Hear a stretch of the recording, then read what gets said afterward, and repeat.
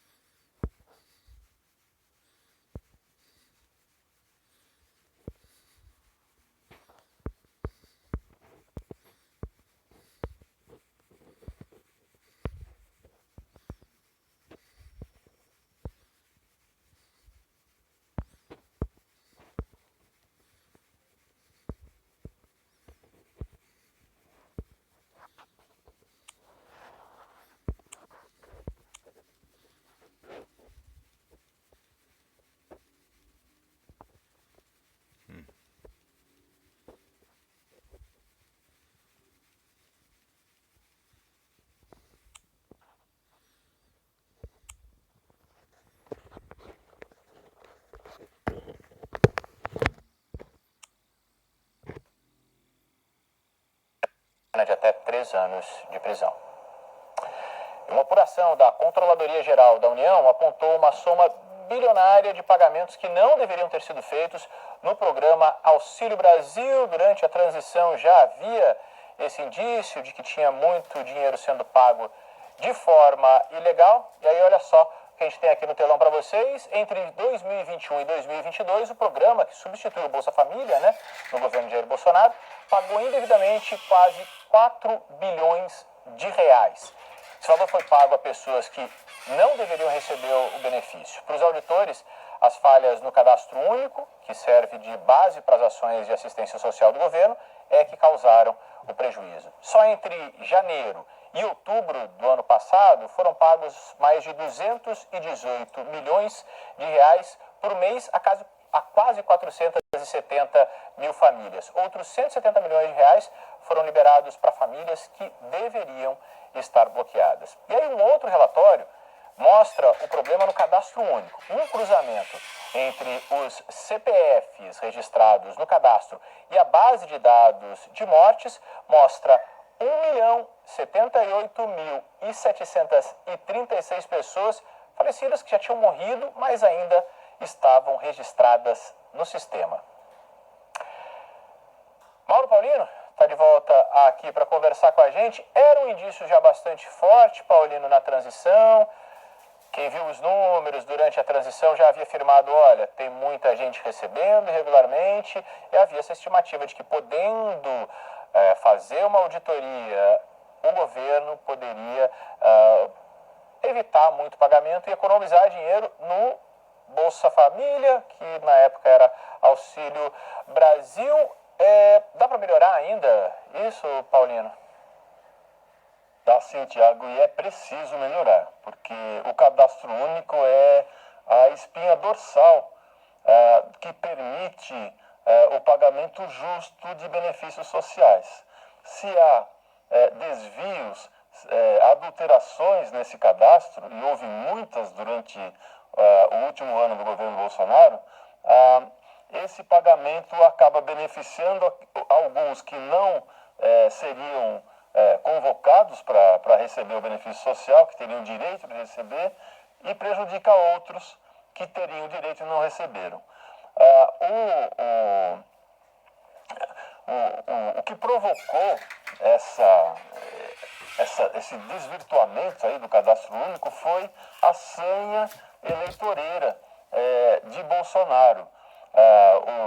Esses dados foram analisados justamente durante o período da campanha eleitoral, entre janeiro e outubro, e constatou que mais de 2 milhões de pessoas foram indevidamente cadastradas, o que deu um prejuízo um desvio de 4 bilhões de reais. Aqui a gente vê o número de famílias de uma pessoa só no cadastro único. Você vê como cresce entre outubro de 2021 e agosto de 2022, justamente um período aí de eleitoral. As famílias descobriram que havia um artifício que possibilitava receber o auxílio emergencial em dobro ou até 3 vezes mais, que era o de cadastrar cada pessoa como se fosse uma pessoa que morava sozinha, uma família de apenas uma pessoa. Então a gente vê aí que passou de 8 milhões e meio para quase 14 milhões de pessoas que se cadastraram dessa forma. Então, o governo Bolsonaro afrouxou a fiscalização, não cruzou com dados oficiais, por exemplo, com declaração de imposto de renda, e com isso ele atingiu o objetivo original, que era de beneficiar o maior número de pessoas para conquistar eleitores.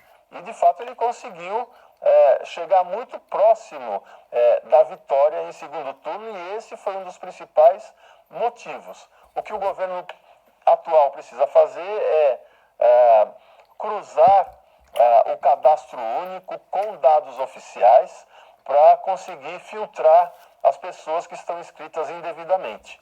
É um trabalho difícil, mas que é necessário para que os benefícios sejam distribuídos de forma justa.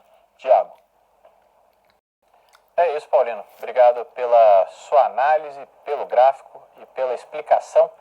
Até mais, espero você amanhã de novo. Até amanhã. E o dólar, hein?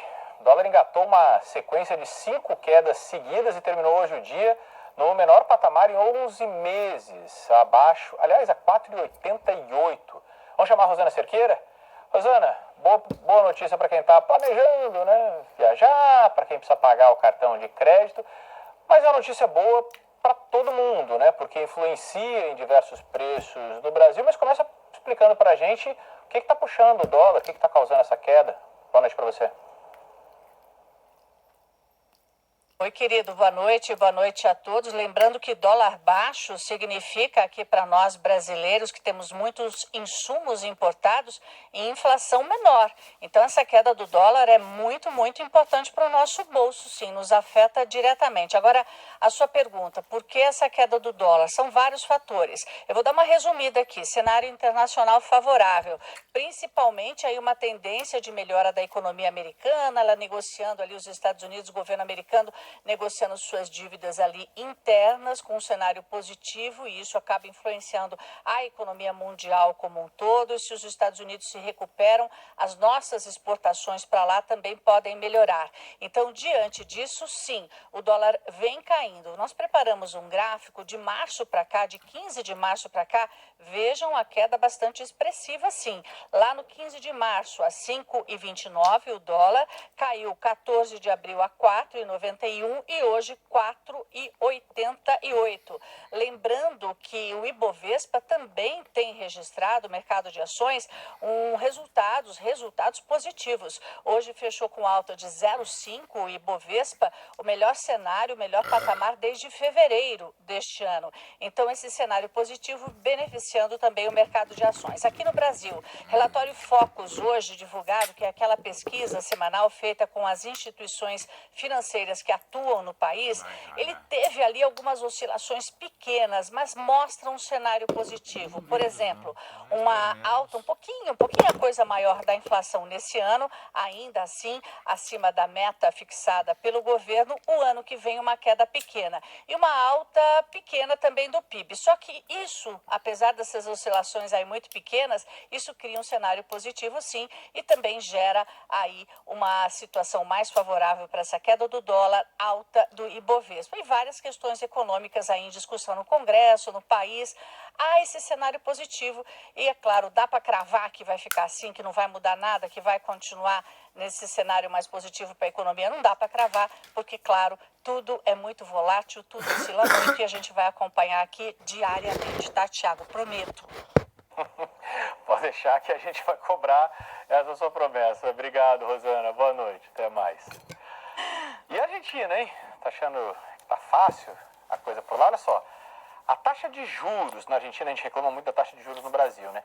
Ela aumentou de 91% para 97% ao ano. Olha que número gordo, 97% ao ano. Essa foi a medida que foi adotada para tentar conter a inflação. Está achando que o juros está alto? Vamos relembrar a inflação na Argentina. Em abril, registrou um aumento anual, né, contando a inflação anualizada, de 108%. Esse gráfico aqui conta pra gente como é que estava a inflação desde 2018, né? Em 2018 estava alta, 30%, né? Mas olhando em perspectiva agora, estava aparecendo, quando a gente olha no gráfico, parecia baixinha.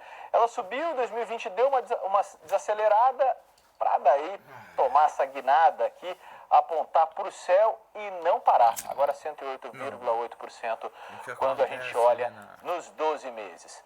Para entender o que está acontecendo aqui, vamos conversar com Ariel Palácios, que chega aqui para falar com a gente. Sempre bom conversar com você, melhor ainda aqui no J10. Ariel, olhando o gráfico aqui que a gente estava vendo, né, parece uma situação complicada. Quando a gente olha a situação política da Argentina, me parece uma situação quase sem saída, né? Ou pelo menos ninguém aí da classe política consegue dar uma saída, né? Boa noite, Ariel. Boa noite, Tiago. Boa noite a todos. Pois é, olha, o presidente Alberto Fernandes e a vice-presidente Cristina Kirchner, que perderam a maioria na Câmara de Deputados em 2021, nunca negociaram composição e nem se propõem a negociar, porque dentro da cultura política do governo, um caudilho não negocia. Quem negocia é visto como um fraco. Mas o maior problema de Fernandes não é a oposição, e sim sua própria vice, Cristina, que está em guerra contra ele há 2 anos. Há uma sarcástica lei que ilustra bem o cenário argentino. A primeira lei dos buracos. São 5 leis no total, que é do político britânico dos anos 60, Dennis Winston Healey. Abre aspas. Se você está no fundo do buraco, pare de continuar cavando. Fecha aspas. E Fernandes e Cristina são escavadores compulsivos, Tiago. Neste cenário, o governo não consegue tomar medidas concretas para combater a inflação. Aliás, o governo vai completar 3 anos e meio de duração, dia 10 de junho, e ainda não elaborou um plano econômico, um plano consistente. O governo só aplica medidas como a alta de juros, o estímulo das importações, que são meros curativos, meros band-aids econômicos. A guerra de Cristina contra Fernandes aumenta a tensão política e aí dispara o dólar. O dólar que é o principal refúgio dos argentinos para os tempos de crise. E a escalada do dólar dispara a inflação. O país é como o Titanic, mas no Titanic, pelo menos, a orquestra tocava em conjunto para acalmar os passageiros. Aqui, Tiago, é como se o violinista estivesse pegando o violino e despedaçando o violino na cabeça do pianista. O presidente Fernandes, dias atrás, disse que a inflação era, em boa parte, imaginária. Daria exemplo simples como a disparada exponencial de preços com um produto que é 100% argentino. Então não tem aquela coisa, é importado, então o dólar, variável, transporte. Não, 100% argentino. Feita de trigo e leite, que é a media luna, a peça básica do café da manhã local. As notas de maior valor numérico, a nota é esta, nota de 1.000 pesos. Com 1.000 pesos hoje, eu compro 7 medialunas. Há 10 anos eu teria comprado com 1.000 pesos 416 medialunas. E quando eu cheguei aqui há 27 anos, se eu tivesse uma nota de 1.000 pesos, na época não existiam as notas de 1.000 pesos, eu teria comprado 3.030 medialunas. Repetindo, 3.030 medialunas há 27 anos, 7 medialunas hoje, tudo com 1.000 pesos. No Brasil, por exemplo, um equivalente, o pão de queijo, por mais variações que tenha de preço em um lugar chique, em um lugar popular, sempre foi possível, nas últimas 2 décadas, pagar com R$10 e ter troco. Aqui na Argentina seria impossível. Só me repete, há quanto tempo dava para comprar 400 medialunas, Ariel? 400 medialunas há 10 anos, 416. Caramba. Hoje são 7. Medialuna a gente pode descrever como um croissant? Parece mais que um croissant, né? É um croissant reforçadão, mais denso. O croissant é mais folhado, a medialuna é mais marombada. Mais marombada, é um croissant marombado. Ariel, muito obrigado pela sua participação e pelo seu esclarecimento sobre o croissant marombado da Argentina. Até mais. Olha só, você usa adoçante na sua casa?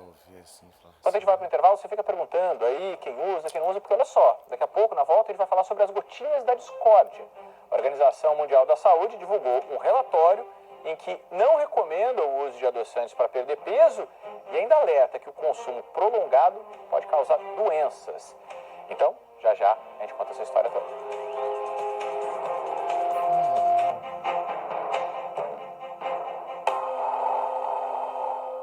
O impossível não é o fim, é o começo. Frente ao impossível, alguns fogem, outros paralisam. Mas na XP foi o ponto de partida. O impossível dança, nada, vai longe. O impossível não aceita o não. Para quem encara o impossível assim, ele vai de um sonho a fazer história com você. XP, o impossível é só o começo. Ninguém vai. Quem tem um negócio sabe a importância de tecnologia inteligente. Como atriz ou empresária, minhas escolhas me trouxeram até aqui. E eu escolhi as soluções inteligentes da A primeira Lenovo. coisa é a Argentina baixar isso pra.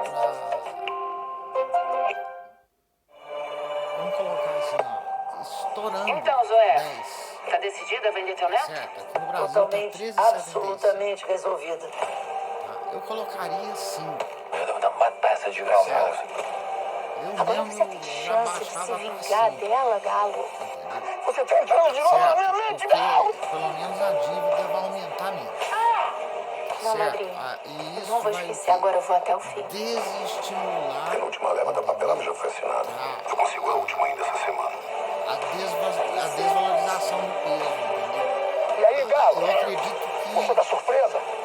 pode se Eu reverter faço qualquer coisa pra acabar com a se doença. fizer isso com Eu 5% sou só, o novo presidente. entendeu? Tá E ótimo. também Quando a com Zoé outras estiver na medidas do cadeia, daí eu vou governo, falar. entendeu? Zóia da Cruz? Sim. Investindo na economia, entendeu? Em peso, tá certo? Em peso, nem em dólar não, tá certo? Vamos dizer assim, desdolarizando a economia argentina, Sabia que com o app é Minha isso Claro dá para que resolver muita impede coisa? Que tal que o baixar peso, agora mesmo e fazer o seu cadastro? tenha, Aqui você acessa a vamos dizer segunda assim, via da que fatura, ele seja se cadastra no respeitado. débito Uma moeda tem automático que e ser na fatura respeitada digital, para ela consulta o poder ter sinal valor. dos seus produtos, Então, se ela não é acompanha as visitas respeitada nem técnicas, pelo configura teu a povo, rede Wi-Fi, consulta o seu entendeu? consumo de Nem o internet teu e povo muito dá mais. valor nessa E moeda, tem quem que atendimento vai dar? também pelo WhatsApp. Entendeu? Minha Então, Claro, quer dizer, é enquanto simples, a rápido e Argentina seguro. tiver com juros de 97 e a economia dolarizada, quer dizer, nem o próprio povo usa peso lá, você paga tudo em dólar da Argentina, entendeu? Então, a própria Cristina Kirchner estava com 30 milhões de dólares, ela prometeu transformar isso em peso argentino. Eu duvido que ela fez isso, tá certo?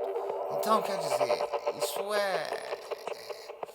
é caso de... Sabe, isso é caso dos pesos e contrapesos. Essa Cristina Kirchner aí, ó, entendeu? Ela tá atrasando a Argentina com o kirchnerismo aí, pelo menos há meio século. Assim, pelo pouco que eu conheço da história da Argentina. Então, quer dizer, é muita coisa. Meio século.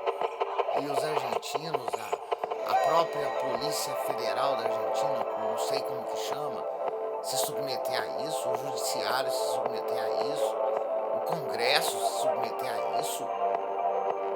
Maioria de quê? Maioria de ladrão? Que maioria que é essa do Congresso? Quer dizer, isso é um caso para a polícia e para o judiciário, para os contrapesos reverem. Entendeu? Se for o caso, entendeu? Mas a Argentina, enquanto estiver dolarizada e pagando 97, não vai funcionar. E o próprio povo negando essa moeda. A moeda é Jota, o de quê? volta, É 11 dólar horas ou e é peso? 52 minutos. Eu tinha Pois pensado em é, fazer uma moça, aqui brincadeira nós dizendo que sempre a gente ia utilizamos adoçar o o fim de noite de cruzado, vocês, o mas não vai dar para fazer cruzeiro, com adoçante. Olha cruzado só, novo, o se aspartame, fudemos, o estévia, FMI veio, sucralose, entendeu? vocês Até vão se nós chegar na acostumando a unidade ouvir real de estes valor, nomes. São entendeu? nomes que ficaram Pra depois conhecidos vir o pelas real, pessoas que estavam tentando cortar o certo? açúcar da dieta. Valia Os $1 no adoçantes começo. eram considerados Hoje tá aliados na 4,88. batalha, na luta contra o sobrepeso. O real Mas já aí hoje a tem Organização Mundial da Saúde disse que, primeiro, mais do que 30 anos. eles não acredito, funcionam não tenho a quando se data quer correta, uns emagrecer, 30 quando o anos, assunto é emagrecimento Então, no longo prazo. E a essa é a OMS história do ainda Brasil, disse mais, piorou a certo? situação dos Então, nós nunca adoçantes, disse negamos a nossa inclusive moeda, que eles nem podem ter quando ela efeitos tava- contrários, ou seja, Nem quando em ela vez de estava ajudar, eles podem literalmente de um dia para atrapalhar o outro, nas dietas. se perdia muito. Tá bom? Então, Bom, a gente vai ver. Então, a gente eu acredito que acho que a um Bianca pouco é o Routier povo. preparou pra gente Certo. um pouquinho Então, mais de detalhes sobre é a análise os argentina, adoçantes. já que É isso? pediram. Podemos rodar? A posição da OMS veio num documento com 90 páginas. A Agência da ONU para a Saúde decidiu emitir a recomendação com base nos estudos feitos até agora. Segundo o documento, a revisão sistemática dessas evidências não encontrou benefício a longo prazo para a redução da gordura corporal, nem em adultos, nem em crianças. O documento cita ainda potenciais efeitos indesejados do uso prolongado de adoçantes na forma de aumento do risco de diabetes tipo 2, doenças cardiovasculares e mortalidade em adultos. Os adoçantes mais comuns citados pela OMS no estudo são acesulfame de potássio, aspartame, advantame, ciclamatos, neotame, sacarina, sucralose, estévia e derivados de estévia. Os adoçantes feitos de açúcar de baixa caloria e álcool de açúcar, como eritritol e xilitol, não fizeram parte dos estudos. A recomendação da Organização Mundial da Saúde contra o uso de adoçantes sem açúcar vale para crianças e adultos, incluindo mulheres grávidas e que amamentam. Só não vale para pessoas com quadro pré-existente de diabetes.